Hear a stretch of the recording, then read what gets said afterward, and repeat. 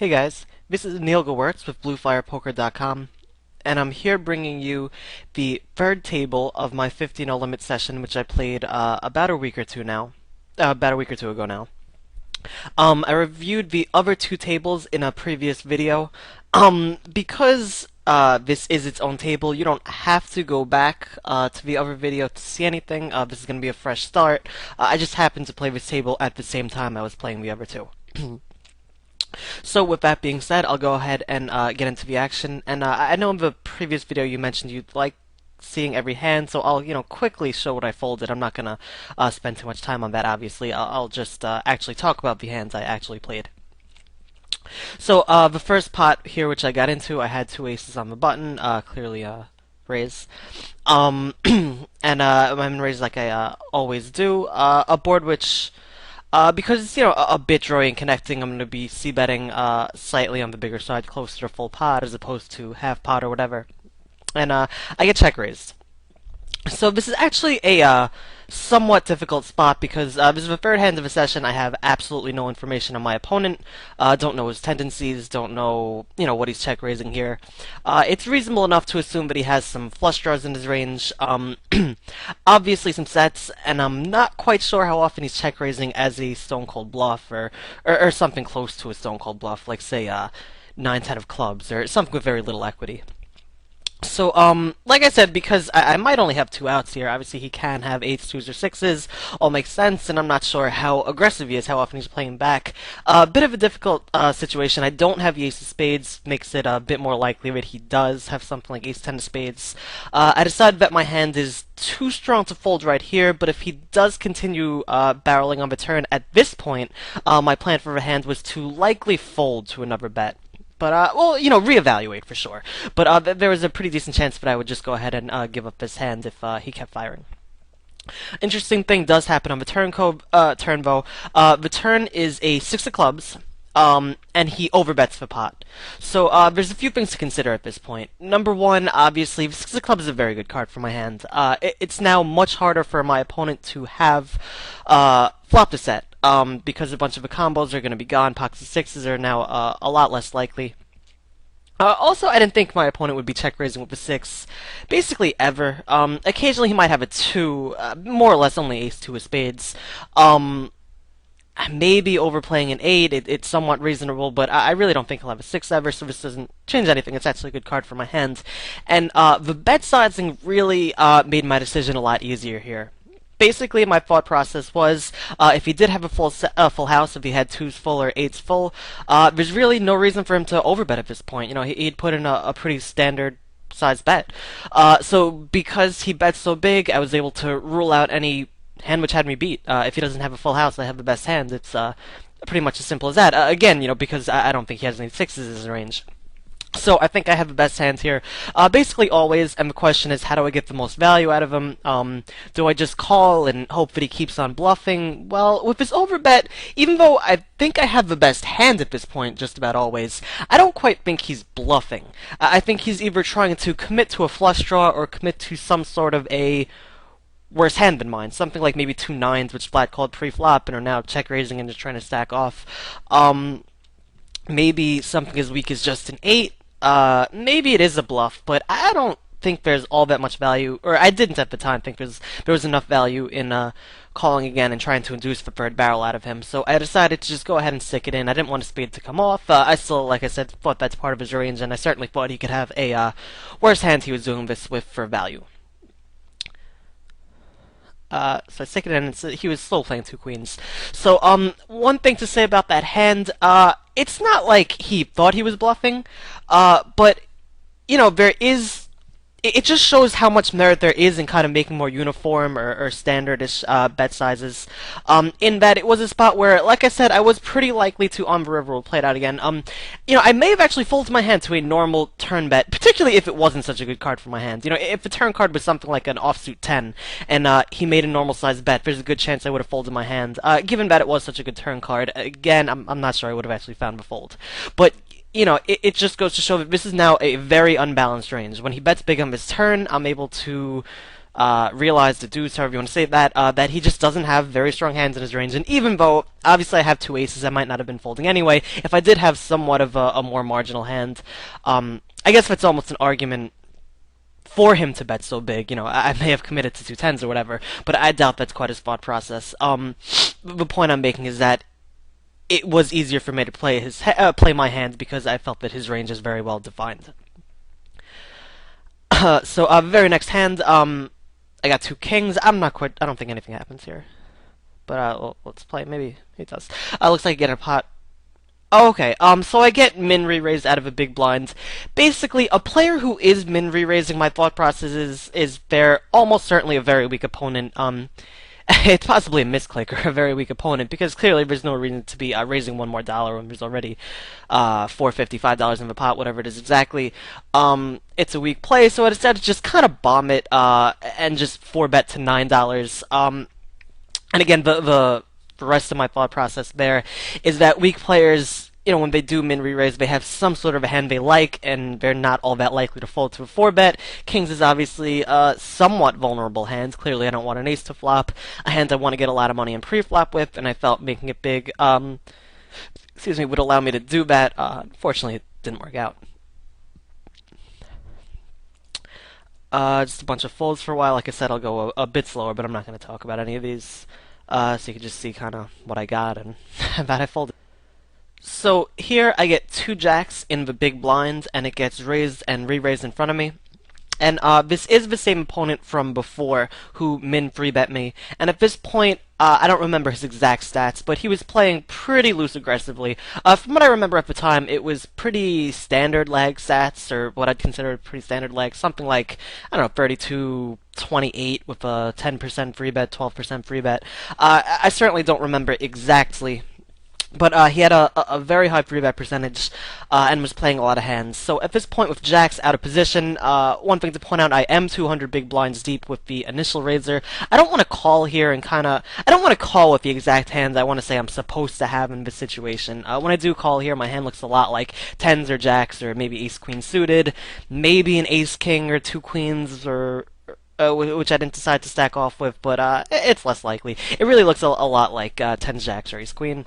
Because I actually have it, and I'm out of position. It's going to be very difficult for me to play post-flop. I don't want to call. That's going to invite Suleeves to call all the time and to re-raise some percent of the time as well. He could, it will allow him to possibly, if he decided to. It's a pretty aggressive play, but he certainly can try to re-raise and blow me off on my hands, with the same read on Red Rex that I have, that he's free betting a lot. My cold call is weakness. There's still a lot of play behind, and he could 4-bet. Or he might just call with some sort of a hand which outflops me. It's easy enough to have one or two overcards to a pair of jacks with hands which may fold pre-flop, particularly one overcard, obviously. Or, allow him to flop a set.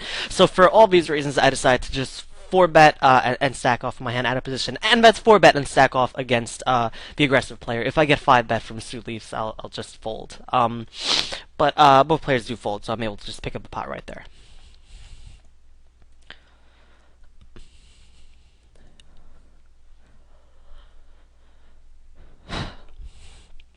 So standard raise with any pocket pair from any position. I'm able to flop a set. And I get raised from the same player who slow played the queens before. I played a pot against him earlier. The first pot I played raises this board. Basically, I flop a set on a draw heavy board, not even 100 big blinds deep. There's just no play other than stacking off here, and I prefer to just play it fast and stick it under the flop, as I decided to do. Basically at this point he has plenty worse hands he could be raising for value.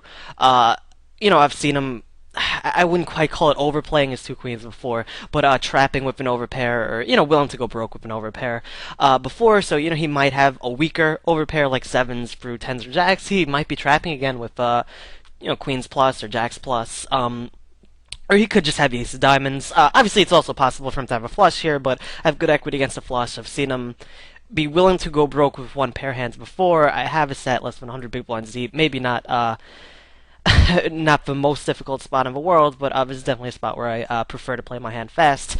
Again, just, my equity is just too big to be doing anything other than raising, and I don't want to give a free card to whatever type of diamond draw he might have, or make it difficult on me. I just want to get my money in while the equity is the best, which is right here on the flop, and he actually just folds.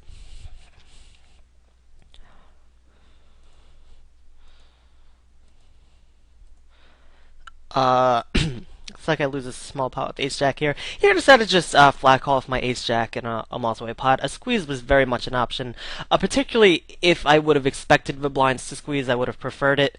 I don't think either of these players were playing particularly aggressively pre-flop at this point. We'd already seen Poker Richie. I believe it's the same player.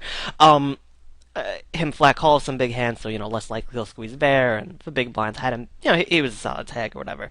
Didn't expect him to be squeezing a ton. Clearly, with a hand like Ace Jack, even though it does play well enough when you pre-bet it, in position, I prefer to be polarized in general. But if you are expecting a squeeze from blinds, clearly pre-betting is going to be better than calling and just folding to a re-raise. So it would have been if I could have seen this coming, if I expected the players in the blinds were aggressive enough to not want to give them such a good squeeze opportunity, I would prefer to pre-bet or fold there. I am fine with the way I played the hand. I have a feeling Stu Leafs just kind of woke up with a big hand or whatever.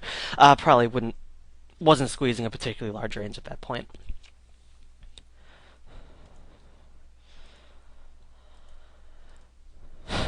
I guess I'll play this out. I'm assuming it's not particularly interesting though.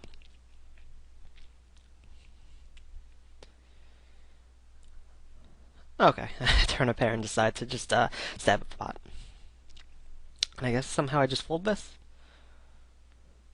Well, obviously that's a bit of a tight fold. Maybe I knew he was going to be squeezing. Because, Redski seems like a bit of a weaker opponent. I think I probably could have gotten away with flat calling there, or certainly possibly squeezed, but for whatever reason I didn't pull the trigger.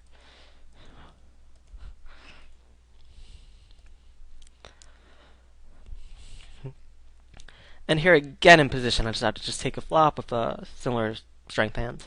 And it looks like I'm likely just going to give up on this. With three opponents, I don't bother betting here. So, as I said in my previous video, if you are calling with somewhat speculative hands in position, obviously ace-4 suited, it's not trash or anything, but it's would certainly be classified as speculative hands. It should very much be with intentions of trying to steal the pot post-flop. But if there are three opponents on a pretty dry connecting board, it's okay to give up on that plan and just check and give up with it, like I did.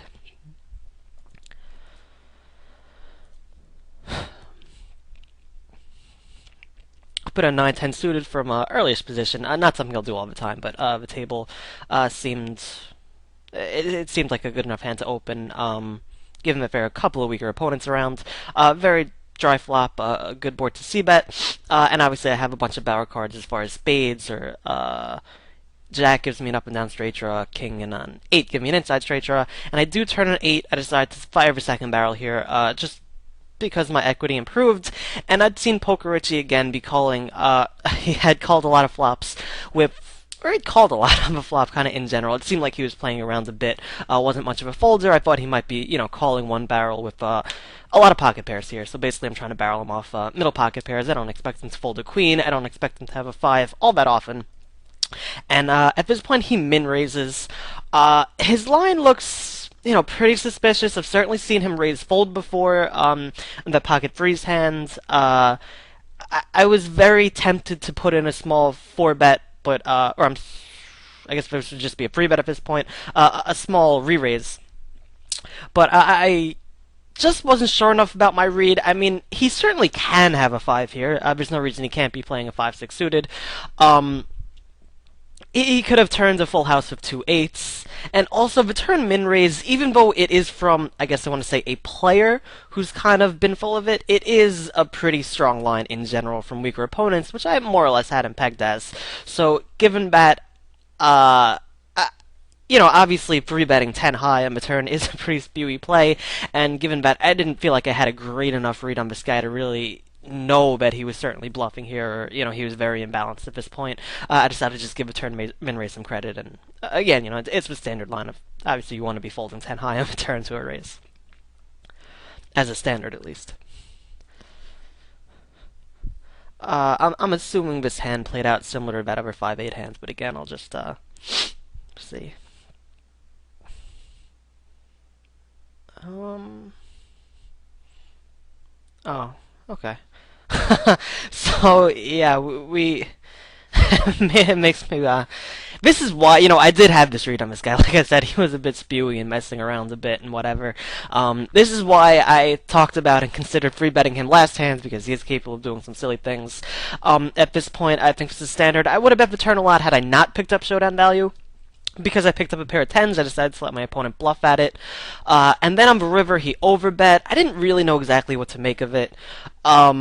But I had two pair. He was capable of doing weird things. It was too thin to raise for value. He's either somehow backdoored a straight with like a Jack 9 or I think 9-6 is the other straight. I guess Jack 9 would make a lot more sense, but who knows? He could be playing just about anything. So he either likely backdoored a straight or is just kind of completely full of it. I had two pair. It's much more likely that he was just completely full of it than than he actually had Jack 9. So even though it was an overbet of about twice the pot, I decided to call. Again, maybe standard enough, but worth discussing a bit.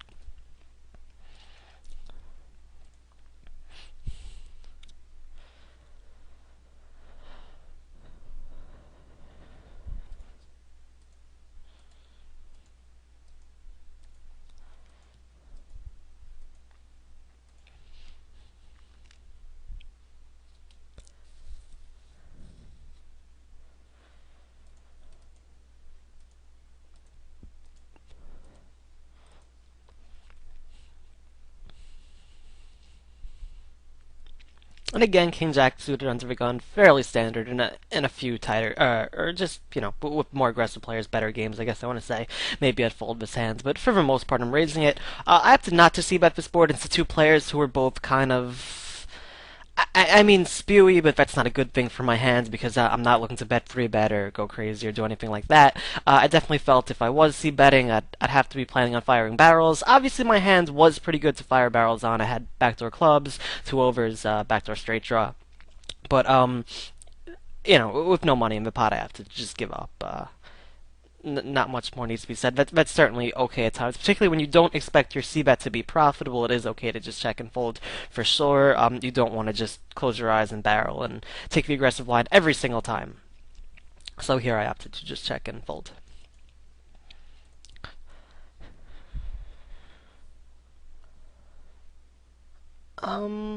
Looks like I just defended my big blind. Again, not much to be said there. Certainly ace-4 suited, a bit on the looser side to be calling with out of position, so I don't have to replay the hands. But, reasonable enough if you think you have a decent post-flop edge on your opponent. We are, just a bit deeper than 100 big blinds. And it was against a cutoff raise. Again, like I said, similarly before, it's not a good idea to be doing this unless you have some intentions of taking away the pot post flop. Some percentage of the time. It's hard to say generally speaking, it's when you flop an inside straight draw or backdoor flush draw or some sort of a board texture which have seen him maybe bet and give up on. Have seen your opponent bet and give up on before. So you certainly shouldn't be defending all that light if you're planning on always checking and folding. This was not a board texture. I believe it was, let's quickly see it again, something like Jack 10-6 with two hearts. Yeah, there it is. Plenty of, all his broadways connect with it, so that is a board texture, which I just want to be giving up on.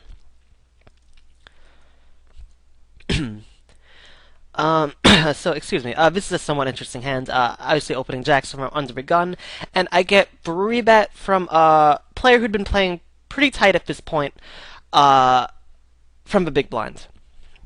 And let's actually go back and see exactly what 3-bet sizing is, and it looks like he makes it just over 3 times my raise, just a quarter more, I guess, 3 times on my raise would be 450. So this is actually somewhat of a decision. Against a tight player, when it's just me opening from under the gun, who at this point I'm sure I had, standard tag stats, about 24-20, something like that. And a tighter player 3-betting here from the big blind, there's no reason to think he has either all that much of a bluffing range, or more likely he probably has no bluffing range here. He's probably always free betting for value, and against strictly a value range, jacks are not in good shape. So I was certainly considering just folding my hands at this point. I definitely think folding is reasonable. It's unlikely your opponents are going to exploit it. Obviously, if they realize that you're just folding, almost all of your range, if you're folding jacks, you're folding almost everything, obviously. If they do realize this and they start free betting you from the big blind versus your under the gun opens, certainly your range is strong enough, and you have position. You have plenty of options to outplay them. So it's not too likely that you'll be exploited for playing this tight. But if you are, you have some options to counter that. So yeah, like I said, I certainly think folding is an option. It may even be slightly the better play than this, but I figured in position it wasn't a particularly huge free bet. I was getting odds to, partially to set mine, or certainly to call once on low boards. I thought my opponent could easily have ace king in his range, so I didn't think I was crushed by his range. Like, he's only free betting aces and kings, but I certainly didn't expect to be a favorite.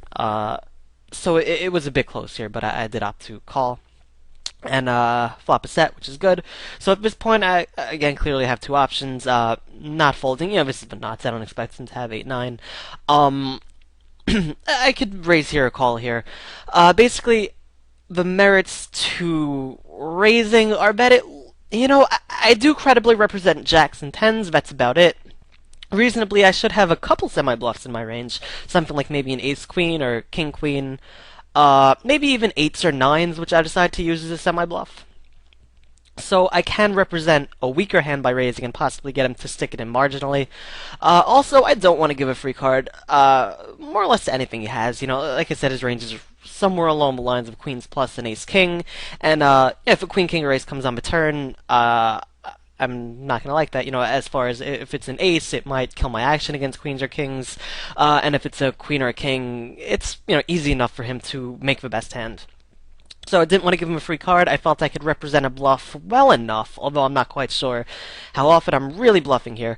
But I decided to put him a small raise and hope that maybe he either, just sticks it in with an overpair or spazzes out with ace king or ace queen. So I put him a small raise, and he does stick it in with an overpair, and rivers me, as is poker.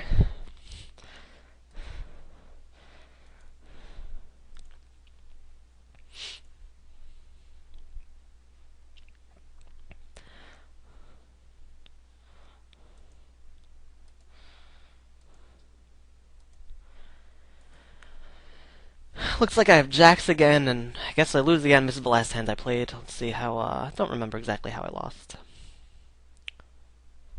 Oh, I think I just played this hand very cautiously. So because, I figured my equity versus range wasn't particularly great, I wasn't comfortable, like, betting and sticking it in. I would never be a big favorite or anything, and I could possibly be crushed.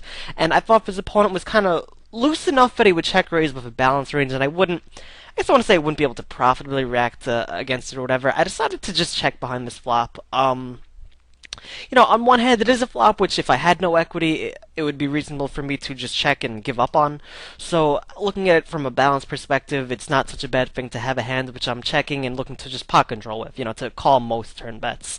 When like King of Clubs is one of the worst cards of the deck, it's one turn which I wouldn't be calling with. So, from that point of view, it's not terrible to check here. Generally speaking, it's a pot control line against an opponent who I just didn't expect in a small pot would be able to outplay me too much, whereas I just didn't want the pot to get bloated or whatever. It's certainly a bit on the weak side. I could see an argument for betting here for sure, but again, like I said, I wasn't really comfortable bet folding, and I wasn't comfortable bet stacking off, so I decided to take this line. Kind of is what it is. Again, it's reasonable enough. This isn't a hand which has so much equity that I'm giving up a ton by letting him see a free turn card or anything, even though it is an overpair. It's one, I guess the concept here of a thing to realize is that, even if you do have an overpair, don't get married to it, don't, just, see your hand. I guess, I'm trying to say, your hand is only as strong as it is in relation to the board. So a pair of jacks on a 6-7-9 with 3 clubs board is certainly not the same thing as a pair of jacks on a 9-7-2 with 2 clubs board, where all of a sudden your opponent will have a lot more semi-bluffs with worse equity, and you're just gonna have the best hand a ton more often. Whereas on this board, I'm not all that likely to actually be beat, but it's certainly fairly likely that my opponent has a bunch of equity, Or, there are obviously the possibility of sixes, sevens, nines, and flushes. So there are plenty of value hands, which do have me beat. So again, like I said, it's just pot control. If the turn wasn't a club, I would have bet, but at this point, no reason to bet. Not folding out anything better, not getting called by worse, and I just gave up. Okay, so this video is going to be a bit too short if I just show you that 50 NL table, so I'm going to include some bonus coverage here. A few hands I played at 25 no limit, which I want to show you guys some spots where you could bet thinly for value. Now, I had a hand like this one I'm about to show you in a previous video, and there was just a bit of debate in the forums about whether or not this actually should be considered a value bet or whatever, but this hand I'm going to show you, I certainly do consider this a value bet on the turn, whatever you want to call it though. It's certainly a spot where you guys should be betting. So right now, we're three-handed. Fenwick over here is the weaker player, very loose, likes to call a lot. Your standard loose passive player at these stakes. A7 on the button, and I'm going to min-raise like I always do on the button. Catch a good enough flop to c-bet. I'm going to c-bet, roughly 3/4 pot or whatever. And my opponent check calls. So one thing to note about when, I guess I want to say normal, or when a tag opponent check calls this flop, he's, pretty decent amount of the time going to have a queen, something like a queen jack or a queen 10, maybe queen 9 suited. He's going to have, maybe occasionally he'll float you out of position with an inside straight draw, like an ace 4 suited, possibly a middle pocket pair or a flush draw. Now, Fenwick over here, his range is going to include all of those hands. He's going to have a few more queens in his range. He's probably going to be defending queen 7 suited, maybe queen 7 offsuit, just a whole bunch of random queens. He's going to be calling basically with any pair. He's probably going to check call 3s here, certainly a 4-5 type hand, certainly a 2. As well as he'll certainly check call with any straight draw. There's kind of no other option in his book. I almost want to say these loose passive guys, they're not going to check raise with an inside straight draw, turn into a bluff. Generally speaking, their thought process is that they just want to try to hit a hand, and that seems to be how they play poker. They just want to try to make something and kind of get the money in when they know they're good. As well as the flush draw, whatever. So, the point that I want to make here is that on the turn, we catch a really good card for our hands with 2 of spades. It's important to realize that A7 is pretty far ahead of a range of hands he'll check call the flop with. The one last point I wanted to make about the range of hands he'll call the flop with, a player who is very loose passive may also check call this flop with something like king 10 offsuit.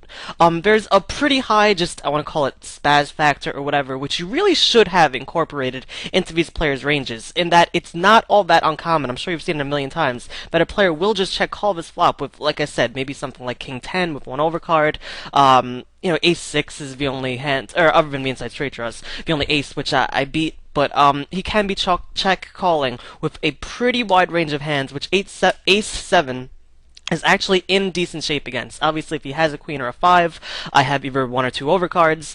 If he has a flush draw, I almost certainly have the best hand, and if he has a straight draw, I have the best hand. So I do consider this a value bet on the turn, even though it's obviously extremely thin, because like I said, he still can have a 5 or a queen.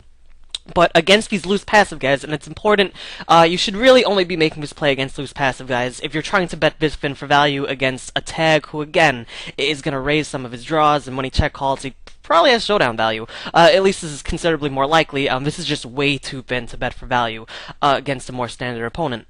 But against these loose passive players, I mean, I'm sure you've heard the mantra value bet, value bet, value bet, and this is what it means, bet ace high for value on the turn. My opponent did fold. That's a perfectly fine outcome. Again, if he had some sort of a hand with a good amount of equity, if he did just randomly check call a 9-10 here, it is a good thing that I won this pot. 9-10, I don't know exactly. It has something along the lines of 15% equity or so, maybe 15 to 20%. You could quickly run a stove there. It's a good thing that I'm winning this pot 100% of the time when I bet the turn, as opposed to only the 15% or so, whatever it is, if he has 6 outs. And again, he'll a lot of times I've made this, quote-unquote value bet on the turn. My opponent check calls, rivers are blank, I check behind, this is also a bet. It allows me to get to showdown, allows me to control the pot, all good things along those lines, and my opponent shows 7-8 of hearts. And I had him, completely dominated, gotten a lot of value with the best hand, and win the pot with ace high. Whereas, I've seen a lot of students, they check behind the turn, and they end up folding the river, where on the turn, our equity is just too good against our opponent's range to not realize it. And one way of realizing that equity is simply bet the turn, check behind the river. So, like I said, there's a couple other thin value bet situations I wanted to discuss in this. It was a very quick session. I think I played for like 20 minutes. But, this is one very important factor in that the hands which, in order to value bet more often, you need to redefine what a value betting hand is for you, or what hands, you can possibly, again, and this is against the loose passive players, what hand you could try to find some value out of. And ace high is a hand you could try to get some value out of. If the board texture is right, again, if there are draws on this board, there are worse hands he can call with. So if the board texture is right, it is okay to bet an ace high for value on the turn. Or again, if you're not comfortable calling it a value bet, that's okay, but I am going to refer to it as a value bet. And the two other spots where I bet for thin value, it's a similar-ish spot. It's not all that similar, but F3 bet tens for value on the button. A king 6-8 flop, and our opponent donks into us for $1. And again, just thinking about his range, first off, there's a good amount of money in this pot here. There's already $5 in the pot. The other pot, it was just like a min-raise pot. There's about there's no money in there. This pot is something worth fighting for. And again, how is my equity against his range? Pretty good. Again, when he leads out here, occasionally we're, absolutely crushed by a king, unfortunately. We only have 2 outs. But his range is just considerably wider than that. He's got plenty of, bluffs, which again have roughly at this point 25% equity if he has 2 overcards. Again, you could poker so bad, I'm not 100% sure of the math. But right in that range if he has 2 overcards, not a bad thing if that folds out. He's got plenty of second pair type hands, something like an ace-8, pocket 9s, pocket 7s, which isn't quite second pair, but 8-9, things along those lines. Flush draws, which, we're flipping with. And again, excuse me, occasional king. But when he leads out for $1 into the spot, it doesn't quite seem like he's committed to this hand. This is, again, too much money to give up on. Our equity is too strong against his range. I don't want to give a free card, so here, against a loose passive player, this is a good spot where my hand just has enough equity to go ahead and raise, and I don't want to sack off. If he sticks it in, I'm not going to be ecstatic about it, but I will often enough in that situation, on that board texture, I will see, possibly a hand which I have, pretty crushed. Obviously, when I'm ahead here, I'll just play it. When it did stop. When I'm ahead here, he's gonna have a few more outs than when he's ahead. When he's ahead, I'm only gonna have 2 outs. When he has a king, when I'm ahead, he's gonna have more like 5 with 8-9 or ace-8 or whatever it is. But still, that's a good situation to get a bunch of money in when your opponent has only 5 outs. And also, like I said, he can have a flush draw, which will have whatever equity it has. Whether it has 1 or 2 overcards, I'll be roughly flipping against. So again, this is a spot where the bigger key to this hand is that there was a lot more money in the pot, which is making up for the fact that, I don't think I even had quite as, it's tough to say exactly what his range is in either spot, but if you have a bit less equity, and you are sometimes crushed, which, I am here because I would only have 2 outs if called, because there's a bunch of money in the pot, that does make up for it. So here, again, it's a thin value raise, and, the key behind this one is that there is some money in the pot, which I didn't want to give up on, or give him free cards to catch up against me with the $5 sitting out there.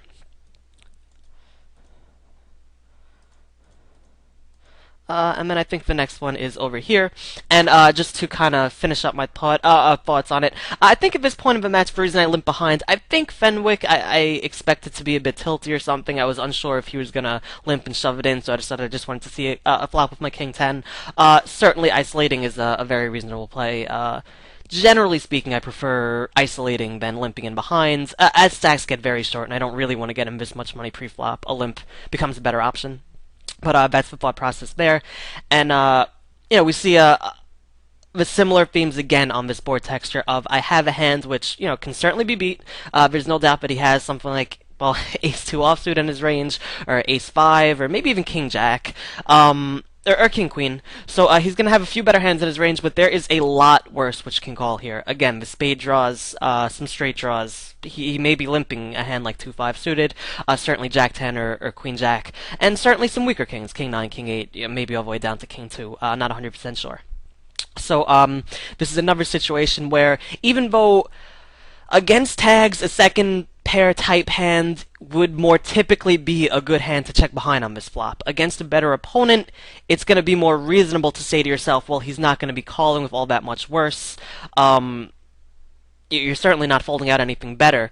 A bet doesn't make all that much sense. But against these loose passive players, value bet, value bet, value bet, value bet thinly for sure. If you can come up with a reasonable number of hands like I just did, which can call, go ahead and value bet. And we see again a safe turn card. I bet again, get called again, and like I said before, he did end up having the ace-2 offsuit. So the few things I wanted to point out is here are, for sure, when you do value bet thin, you're not always going to be value betting with the best hands. Occasionally you'll run into a better hand. That's okay. Remember that I got in a few cheap bets on the early streets, and what I was able to do, I did build a pot in case I hit my hand. It's almost like using it as a semi-bluff. I was able to pot control, I was able to make sure I got my hand to showdown, able to control the pot, and like I said, if I did hit a king or a 10 on the river, now I'm able to shove the river. Given stack sizes, I guess I would have been able to anyway, but if there is more money in the pot, when you're controlling the pot on the cheap streets, then you get to control the pot on the expensive streets, and the pot will be bigger. You'll be able to allow your opponents to make bigger mistakes if you do improve, and just kind of, you are, like, just cheaply value towning yourselves on the early streets if you don't have the best hand. If they do have the hand in their range which have you beat, like in this case of a very weak ace or a king jack or whatever. Unfortunately, he didn't have queen 10. But that's what I wanted to say about what it means to value bet thinly at the micro stakes. I wanted to show you guys some examples, and they all came up in this video. And like I said, the 50 NL video was just a bit short, so I figured I'd throw in just a bit of a bonus here at the end here. So, as always, feel free to leave any questions, feedback, comments on the forums. This is Neil Gewirtz with BlueFirePoker.com.